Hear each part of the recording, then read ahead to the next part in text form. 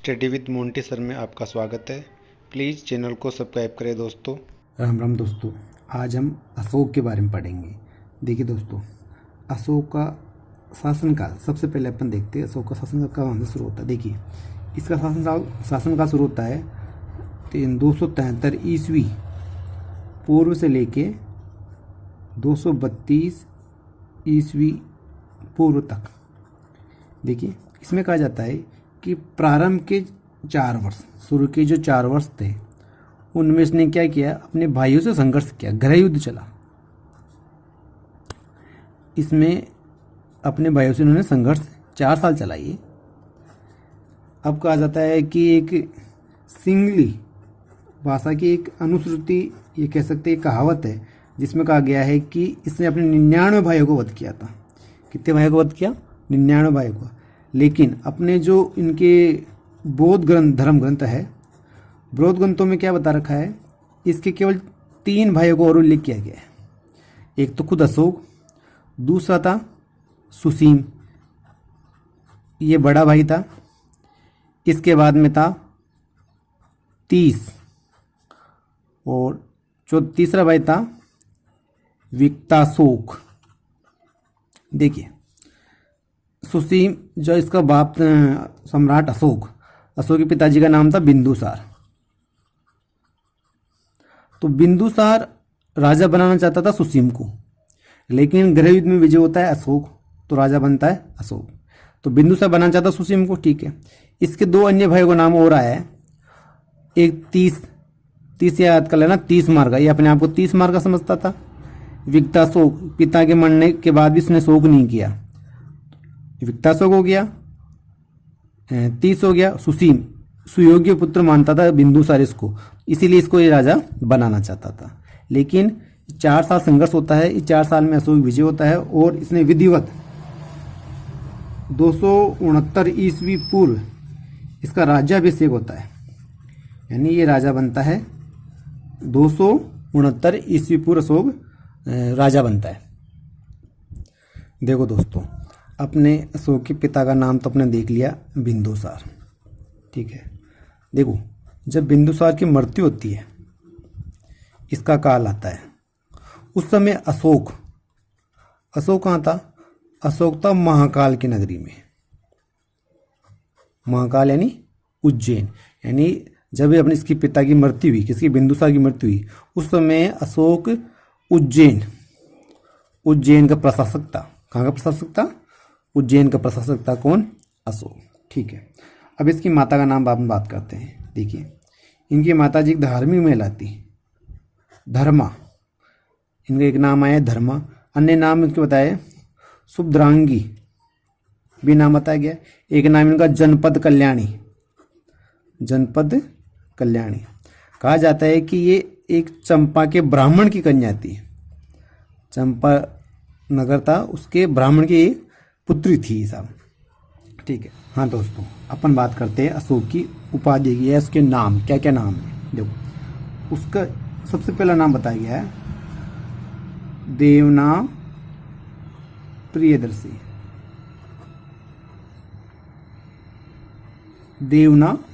कुछ नाम आपको अटपटा लगा होगा कि साहब ऐसे नाम आपने कभी देखा नहीं, ठीक है। इसी मिलता नाम एक और है, देवनाम प्रिय। देखो, ऐसी उपाधियां भारत के अन्य किसी राजा ने नहीं ली, विशेष उपाधियां, देवनाम प्रियदर्शी, देवनाम प्रिय, अटपटे उपाधियां। तो ये वास्तव में भारतीय उपाधियां नहीं है, ये है ईरानी। कौन सी उपाधियां? ये ईरानी उपाधियां है। ये उपाधियां अशोक ने ली थी, वो ईरान के राजशासक दारा की प्रेरणा से ली। दारा लेता था ऐसी उपाधियां, उसको देख के अशोक ने उपाधियां ली थी। और ये अधिकांश जितने भी अभिलेख मिले हैं, अधिकांश अभिलेखों के अंदर क्या है? अधिकांश के अंदर आपको ये चीज़ मिलेगी, यानी अशोक के अभिलेखों में ज़्यादातर नाम आया है देवनाम प्रियदर्शी या देवनाम प्रिय है, ठीक है। तीसरी उपाधि आती है आपके साथ अशोक वर्धन। देखिए, अशोक एक महान शासक था, उसकी कीर्ति को बढ़ाया पुराणों ने। अपने जो पुराण हैं, पुराणों में क्या कहा गया? अशोक वर्धन, इसकी कीर्ति को बढ़ाया, वृद्धि की गई। ठीक है साहब। चलिए तीसरा नाम आता है इसका अशोक मौर्य। ये नाम भी मिला है अशोक मौर्य। देखिए ये मिलता है गिरनार या जूनागढ़ अभिलेख। आपको मैंने पहले बताया था गिरनार और जूनागढ़ अभिलेख ये रुद्रदामन संबंधित अभिलेख है। इसके अंदर अशोक मौर्य कहा गया है। पता है कि अशोक मौर्य क्यों कहा है? उस समय सुदर्शन झील से नहरें निकलवाई थी इसने, तो इसलिए वहां पर इसका नाम अशोक मौर्य कहा गया है। ठीक है। अब आता है इसका नाम साहब, तीसरा नाम या कौन सा नाम दिया गया है?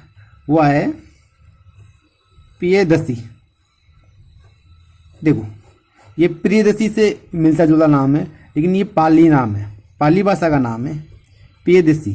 प्रियदर्शी नाम कहाँ दिया गया? साहब भाबरू जो अभिलेख है, भाबरू अभिलेख में ये नाम दिया गया है। भाबरू कहाँ पड़ता है? साहब अपना पड़ता है बैराट जयपुर में, वहाँ पर इसको प्रियदर्शी नाम दिया गया अशोक को। और ये भाबरू अभिलेख अभी वर्तमान में वहाँ के कलकत्ता में है, इसलिए इसका नाम क्या जाता है? इसका नाम था भाबरू कलकत्ता अभिलेख के नाम से भी जाना जाता है। कि अंग्रेजों के समय एक अंग्रेज अधिकारी बरट, कौन? बरट, उसने वहाँ से इस शिलालेख नष्ट न हो जाए इसलिए इसको कलकत्ता के बंगाल एस्थेटिक सोसाइटी के संग्रहालय में रख दिया। वर्तमान में वहीं पे भी है। ठीक है। अब चौथा आता है अशोक को केवल अशोक नाम कहाँ मिला? अशोक को केवल अशोक बोला गया और कुछ नहीं बोला गया। तो देखिए पहली बात, जब इसकी पिता की मृत्यु हुई थी तब ये कहाँ था? एमपी। एमपी में कहाँ भाई? उज्जैन में था। उज्जैन का गवर्नर तो था ही उस समय। ठीक है। तो वहाँ पे गुजरा भी लेख है। ये कहाँ पड़ता है? गुजरा भी लेख कहाँ पड़ता है? ये पड़ता सब एमपी के अंदर। गुजरा भी लेख वहाँ पर इसको एक नाम तो वो अशोक में मिला है। ठीक है। पहला तो 4 जगह मिला ये, और अन्य 3 नाम कहाँ मिले? देखिए इसके दादा यानी चंद्रगुप्त मौर्य, इनकी मृत्यु हुई थी साहब कहाँ पर? कर्नाटक में। कहाँ पर? कर्नाटक में। तो वहाँ भी लोग इसके पोते को अशोक के नाम से जानते हैं। 4 जगह कौन सी है? मास्की, कौन सा है? मास्की। दूसरा है निटूर। तीसरा है उदेगोलम। देखो ये नाम कन्नड़ नाम है। ठीक है, लेकिन आप अच्छी तरह याद कर सकते हो। मैं आपको याद ट्रिक्स बता रहा हूँ। देखो कर्नाटक में पड़ता है बेंगलोर, कर्नाटक की राजधानी आपको पता है। ठीक है। वहाँ पर ऊनी मास्क मिलते हैं। ऊनी मास्क कहाँ मिलते हैं साहब? कर्नाटक में। तो मास्की, निटूर, उदेगोलम ये तीनों कहाँ हैं? कर्नाटक में। क्यों? उसके दादा वहीं पे मृत्यु हुई थी चंद्रगुप्त मौर्य की, इसीलिए वहाँ के लोग इनको किस नाम से जानते हैं साहब? अशोक के नाम से। फिर आता है साहब एमपी में गुजरा है। गुजरा में क्या करता है? वहाँ भी इसको क्या इसका नाम जाना जाता है? अशोक के नाम से, क्योंकि वहाँ पे उज्जैन में तो ये गवर्नर था ही था, तो अशोक के नाम से जानेंगे, सीधी सी बात है। देखो दोस्तों बात कर रहा हूँ नगर स्थापना, यानी अशोक ने कौन कौन से नगरों की स्थापना करी। देखो कहा जाता है श्रीनगर, जो वर्तमान में श्रीनगर है, वो अशोक के द्वारा बसाया हुआ है। ये बात कौन कहता है? ये साहब कहता है राजतरंगिणी। राजतरंगिणी के लेखक कौन है भाई? तरंगिणी होता है नदी, यानी कलहण, कल करती नदी, कलहण याद कर लेना। कलहण ने राजतरंगिणी लिखी है। उस राजतरंगिणी में श्रीनगर की स्थापना किसने करी थी? अशोक ने। अशोक को कलहण ने प्रथम मौर्य शासक बताया कश्मीर का। ठीक है। इसके अलावा इसने एक नेपाल में, देखो अपना जो सारनाथ अभिलेख है उसके अंदर ये कहा गया है कि नेपाल अशोक के साम्राज्य का अंग था। ये नेपाल में अशोक का राज था। वहाँ पर नेपाल में उसने एक नगर स्थापना करी, उसका नाम था देवपतन। देव यानी देवताओं संबंधित है। इसका दूसरा नाम ये बताया गया हुआ है ललित पतन। ललित पतन भी नाम दिया गया है। ठीक है। तो अब कौन से 2 नगर बने? एक तो देवपतन, दूसरा श्रीनगर। ये 2 नगर है जो अशोक के द्वारा बसाए गए थे। ठीक है दोस्तों। अब आता साहब कलिंग युद्ध, सबसे मोस्ट इम्पोर्टेंट है कलिंग युद्ध। इसके बाद में बहुत कुछ चेंज हुआ। देखिए, कहा जाता है कि इसके राजा बेसिस 8वें वर्ष यानी 261 ईस्वी पूर्व कलिंग का युद्ध हुआ। अब भाई क्या कारण था, कलिंग पे युद्ध क्यों करता है, अशोक के बताता है। तो देखिए, एक सीधा सिंपल सा कारण होता है कि पैसे संबंधी कारण होता है, ठीक है। तो ये कारण बताता है व्यापारिक कारणों से उसने क्या किया, आक्रमण किया। व्यापारी संबंधी कारण थे, इस कारणों के कारण क्या है, अपने आक्रमण, व्यापारिक कारणों के कारण उसने क्या किया, आक्रमण किया अशोक ने, ठीक है। क्या कारण थे व्यापारिक कारण, देखो कलिंग पड़ता है सब उड़ीसा में, या उड़ीसा क्षेत्र कलिंग कहलाता है। वो हाथियों के लिए प्रसिद्ध था। किसके लिए प्रसिद्ध था, हाथी। तो कुछ ना कुछ व्यापार संबंधी कारण या समुद्र तट के आसपास का इलाका है, इस कारण हो सकता है। तो व्यापारिक कारणों के कारण उसने क्या किया था, आक्रमण। ये बात कौन कहता है, बिल्कुल सीधी सीधी बात है, पैसा संबंधी व्यापार संबंधी कुछ कारण होंगे। प्लेनी कौन कहता है, ये प्लेनी कहता है कि साहब ये अशोक ने जो कलिंग पर आक्रमण किया था उसका कारण क्या था, व्यापारिक कारण था। ठीक है दोस्तों, चलिए अब इस कलिंग युद्ध में साहब 1 लाख लोग से भी ज़्यादा लोग मारे जाते हैं। इससे फिर इसने क्या, हृदय अंदर से दुखी होता है, उसने भेरी घोष के साथ धम घोष की घोषणा कर दी। देखो भेरी यानी रणभेरी, युद्ध के लिए बजाती रणभेरी, युद्ध नीति होकर उसने धम की नीति अपनाई। अपन धम की परिभाषा अलग से पढ़ेंगे। देखो ये जो अशोक के धम की बात की गई है, ये कहाँ से लिया गया है, ये लिया गया बौद्ध धर्म से। ये बात कहाँ गई है, बौद्ध धर्म। बौद्ध धर्म के प्रसिद्ध त्रिपिटक का नाम आपने सुना होगा, त्रिपिटक। त्रिपिटक में एक पिटक है सूत पिटक। सूत पिटक के 5 भाग है। कितने भाग है, 5 भाग है। उसमें से एक भाग है दीर्घ निकाय,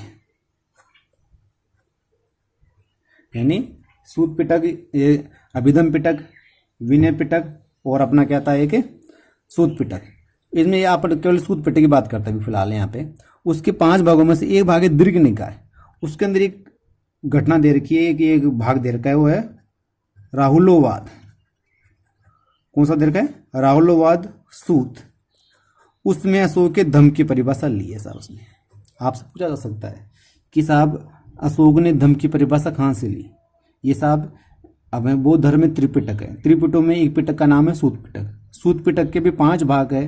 उस 5 भागों में से एक भाग का नाम है दीर्घ निकाय। उस दीर्घ निकाय में राहुलोवाद सूत, सूत यानी पुत्र होता है, राहुल क्या थे, हमारे अपने गौतम बुद्ध के पुत्र थे। तो राहुलोवाद में क्या दिया हुआ है, धम की परिभाषा दी गई है। अब एक बात यह चलती है दोस्तों कि साहब जब कलिंग पर आक्रमण किया था उस समय कलिंग का राजा कौन था। देखिए कहा जाता है, ये बात एक कहाँ से निकल गई, हाथी गुम्फा अभिलेख है। कौन सा है, हाथी गुम्फा अभिलेख है। कहाँ है यह अभिलेख, साहब पड़ता है ये उड़ीसा के अंदर है। हाथी गुम्फा अभिलेख है उड़ीसा में। उस अभिलेख के अनुसार नंदराज का नाम का राजा था, वो उड़ीसा पे क्या करता था, कलिंग पर शासन करता था। और इसकी जो राजधानी थी तोसली, कौन सी थी, तोसली इसकी राजधानी थी कलिंग की, ठीक है। और कहा जाता है कलिंग युद्ध के बारे में, जो कलिंग युद्ध हुआ था, इस युद्ध के बारे में अधिक जानकारी कहाँ मिलती है, शिलालेख 14 शिलालेख हुए अशोक के। किस शिलालेख में बताया गया साहब, तो कहा जाता है कि अशोक के 13वें शिलालेख में, कौन शिलालेख में, 13वें शिलालेख में कलिंग युद्ध का वर्णन है। आप कैसे कोई भूल भी जाओ तो याद रखना कि अशोक ने किस युद्ध के बाद में 13 मेरा करना छोड़ दिया। सब पूरा ब्रह्मांड अपना है, यानी 13 मेरा करना कब छोड़ा, 13वें अभिलेख के अंदर, आप याद कर लेना। यानी युद्ध करना उसने छोड़ दिया, 13वें अभिलेख से याद कर लेना आप, ठीक है। अब साहब बात आती है कि साहब अशोक को बौद्ध धर्म बौद्ध धर्म दीक्षा किसने दी। अशोक बौद्ध धर्म अपनाता है तो उसको उसके गुरु का नाम क्या था, जो बौद्ध धर्म को क्या किया, इसको दीक्षित किया। बहुत बार आपको नाम याद रहता है, कभी फिर भी भूल भी जाओ तो आपको मैं एक बताता हूँ कि अशोक था मौर्य साम्राज्य का राजा, ठीक है। अब मौर्य साम्राज्य, इसके बाद में सबसे बड़ा काल बनता है अपना, आता है गुप्त काल, ठीक है। तो अब अगर मान लो अशोक युद्ध नीति अपनाता और अपने साम्राज्य विस्तार करता रहता तो ये इसका साथ इसका जो वंश बहुत आगे तक चलता, कोई उसको हराने वाला नहीं था, इसलिए ताकत मजबूत करता, ठीक है। लेकिन नहीं, अब क्या क्या एक मान के चलो, मानो ऐसा गुप्तों ने एक अपने किसी छोटे आदमी को भेजा है कि तू ऐसा कर, तो अशोक को समझा कि ये युद्ध नीति छोड़ दे, ठीक है। तो साहब आप नाम याद कर लेना, उपगुप्त। क्या हुआ, यानी गुप्तों ने एक छोटे अपने गुप्त में ही उपगुप्त को भेजते हैं कि भाई तू ऐसा कर, इनको मना कर दे कि युद्ध का नीति छोड़ दो, तुम लोग बौद्ध धर्म अपना लो। तो आप याद करना, बौद्ध धर्म की दीक्षा किसने दी? उपगुप्त ने। किसने दी? या आरएस में प्रश्न पूछा गया था।